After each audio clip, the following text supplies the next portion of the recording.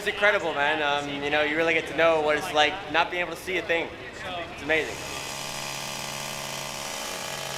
You see how confusing it is when you go and you can't see anything, there's smoke going, you're trying to feel your way and you're completely blind.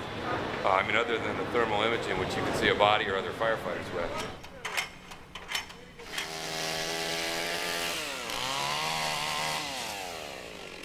Firefighter next to you is absolutely critical, whether it's communication or knowing exactly where they're at all times and making sure that you guys come out together. If you're going in, you come out together. Now, 1, 2, 3. Lift your legs up and go. Start going towards the door.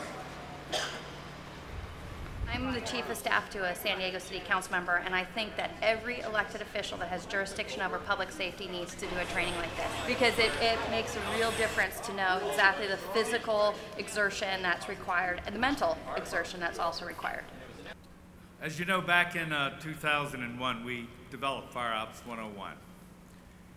And it was a decision to try to influence the decision makers and those from the press that report on what you do. Those that control whether you get to do it and how many you get to do it with, and those that report on the incidents that you run on. And on Saturday, San Diego 145 held its FireOps 101.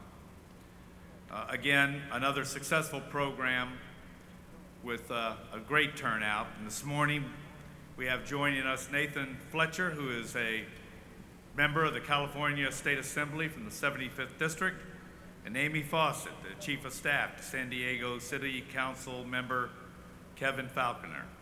And I'd ask both of them who are here, if Nathan, would you come forward and maybe share your thoughts of your experience?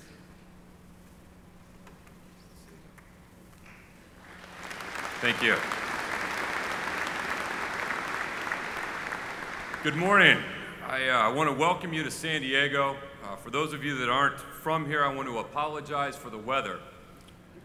It's about 2 degrees warmer than us San Diegans are used to, so I apologize for that, but I hope that you enjoyed and spent lots of money. On Saturday at FireOps 101, I think all of us that participated got a glimpse into what you go through on a daily basis.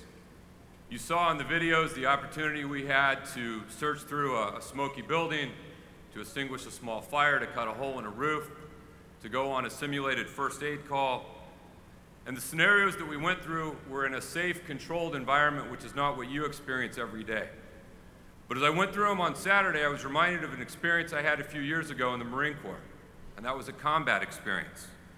You roll out of the gate with multiple radios going at the same time. There's confusion, you're not sure what you're headed into, and you're never certain if you're going to make it out. In addition to the scenarios, I felt a lot in common with the purpose. Marines or other service members who go into combat go into it knowing they're risking their own life for the safety and protection of others. You share the same toll, the physical toll. I think everyone that participated Saturday felt a physical toll at the end of the day from what they went through. You multiply that over a career, and you have a good understanding for the sacrifices you make. I know Amy and I were talking about the emotional toll it takes. You got a small glimmer, wearing the equipment, climbing around on the floor, feeling the heat, for the emotional and mental toll that you take every single day. But there were other similarities that were on display that I drew from my experience. In the Marine Corps, we have a 4-person fire team. You have a fire team leader, a machine gunner, and 2 riflemen. They each play a unique and special role, and each and all 4 are important to accomplishing the mission. On Saturday, we saw that same team. The captain, an engineer, 2 firefighters, 2 in, 2 out, each playing a unique and special role, and each important to accomplishing the mission. We don't ask the Marine Corps to go to war with less than what they need, and we shouldn't ask firefighters to go into harm's way either.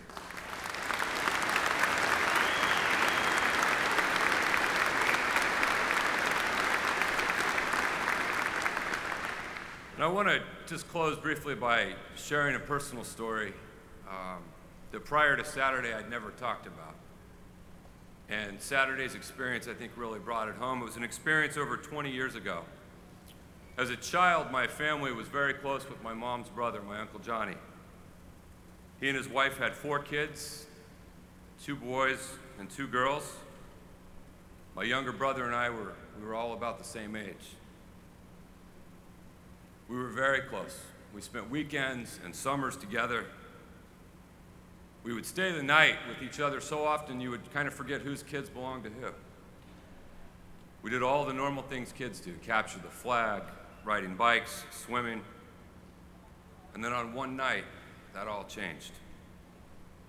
After they had gone to sleep, my uncle's house caught on fire. He wasn't home. He was a cop who was out working the graveyard shift. My Aunt Camille was in the first floor. She made it out. The 2 boys' bedroom was at the top of the stairway. They made it out. The 2 girls' room, Danielle and Henley, were all the way at the end of the hall. The smoke was so thick that Stephen and Zahn and Camille, who tried multiple times, could not make it down the hallway. By the time the fire department got there, there was nothing they could do. Danielle, who was 4, and Henley, who was 14, both died. I was 11, and an 11-year-old never forgets being woken up in the middle of the night. Before Saturday, I'd never talked about it.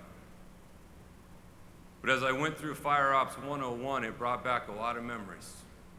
It made a real connection.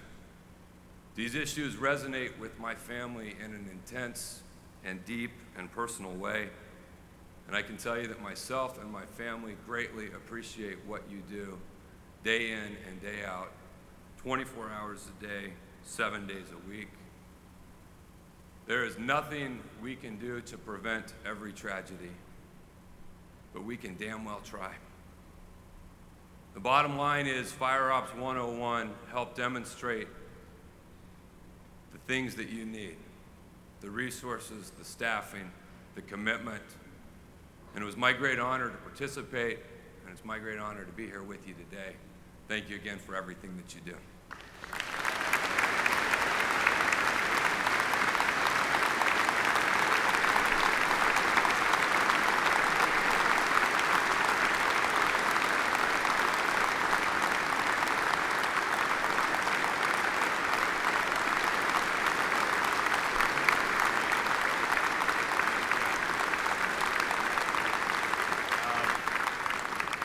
Nathan, that was a powerful statement. We thank you for that, and I know that we had asked for one person to represent all of the elected officials that participated, and with 2 with us this morning.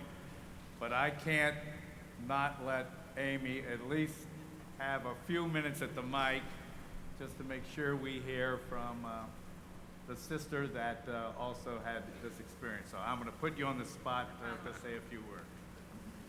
Well, Assemblymember Fletcher spoke very eloquently of the experience, and I have to agree with him.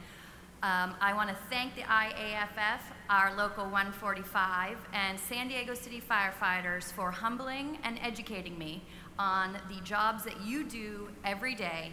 And this is definitely an experience, as I had said in the video, that every elected official that has jurisdiction over fire and life safety needs to go through this training, because they just don't know how hard it is that you do work that you do, and they really need to in order to make the right decisions. Thank you very much. Thank you.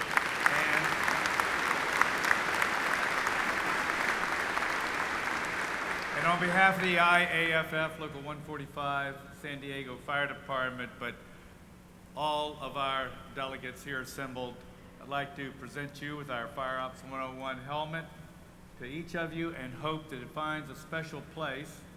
But more importantly, that every time you look at it, you remember your experience, which will help you to remember what the men and women of this great union do every day, 24/7, for the citizens of our nation. Thank you for participating. Congratulations.